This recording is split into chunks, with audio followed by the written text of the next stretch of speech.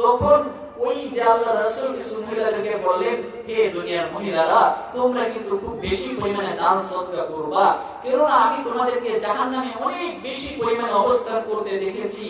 এই ঘোষণা শোনার পরে ওই নারীরা আল্লাহ রাসূলকে প্রশ্ন করলেন, ও বিমা কুলনা ইয়া রাসূলুল্লাহ, হে রাসূল, আপনি আমাদেরকে কোন কারণে জাহান্নামে এত বেশি পরিমাণে দেখলেন? আল্লাহ রাসূল জবাব দিলেন, তুকসিনাল লানা, যে তোমাদেরকে জাহান্নামে দেখেছি এর একটা কারণ হলো তোমরা খুব বেশি পরিমাণে অভিশাপ দাও। কোথায় কোথায় স্বামীকে তোমরা অভিশাপ দাও, কোথায় কোথায় ছেলে মেয়েদেরকে অভিশাপ দাও, কোথায় কোথায় তোমরা তোমাদের প্রতিবেশীদেরকে অভিশাপ দাও, কোথায় কোথায় তোমাদের শত্রু যারা হয়, যাদের সাথে ঝগড়া বাজে, এদেরকে তোমরা অভিশাপ দাও। এই বেশি বেশি পরিমাণে অভিশাপ দেওয়ার কারণে নারীরা অনেক পরিমাণে জাহান্নামে যাবে। আরেকটা কারণ হলো তোমরা তোমাদের স্বামী যারা রয়েছে এই স্বামীর নাফরমানি করো, স্বামীর শুকরগুজার হও না।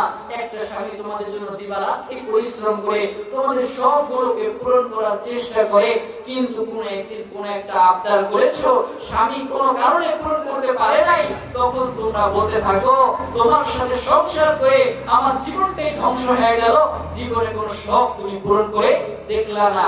এমনি ভাবে বিভিন্ন ভাবে নারীরা স্বামীর অকৃতজ্ঞ হওয়ার কারণে, স্বামীর শুকরগুজার না হওয়ার কারণে আমরা এই জীবনগুলোকে আমাদের থেকে আমরা ধ্বংস করে ফেলি। আমাদের দুনিয়ায় স্বামীর অসন্তুষ্টি নিয়ে আমরা আখিরাতে এই যে আমাদের দুনিয়ার অপরাধ, এই অপরাধের শাস্তি ভোগ করার কারণে আমরা অধিকাংশ নারীরা জাহান্নামী হয়ে যাই, জাহান্নামের রাস্তায় চলে যাই।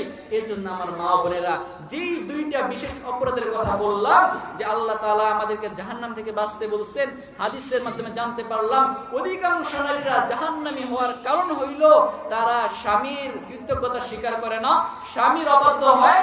আর একটা কারণ হইল এরা বেশি পরিমাণে মানুষদেরকে অভিশাপ দেয়।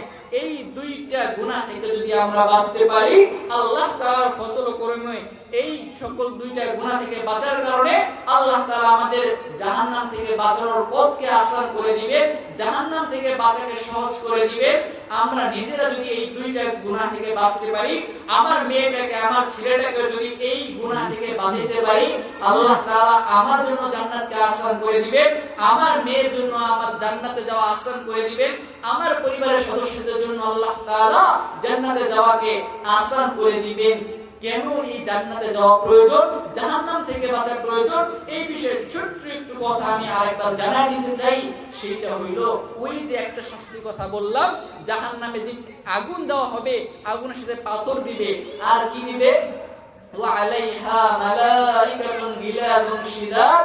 আল্লাহ তাআলা ওই জাহান্নামে অনেক ভয়ঙ্কর এবং কঠোর শক্তিশালী কিছু ফেরেশতা আল্লাহ তাআলা নির্ধারণ করে রাখবেন। লা ইয়াসুনাল্লাহা মা আমারাহুম। আল্লাহ তাআলা তাদেরকে যেইভাবে শাস্তি দিতে বলবে, যেইভাবে আগুনে রাখতে বলবে, যেইভাবে পিটাইতে বলবে, যেইভাবে জাহান্নামে আগুন জ্বালায় দিতে বলবে, এই ফেরেশতারা বছরের পর বছর এই নাফরমান নারীদেরকে, নাফরমান মহিলাদেরকে শাস্তি দিয়েই যাবে।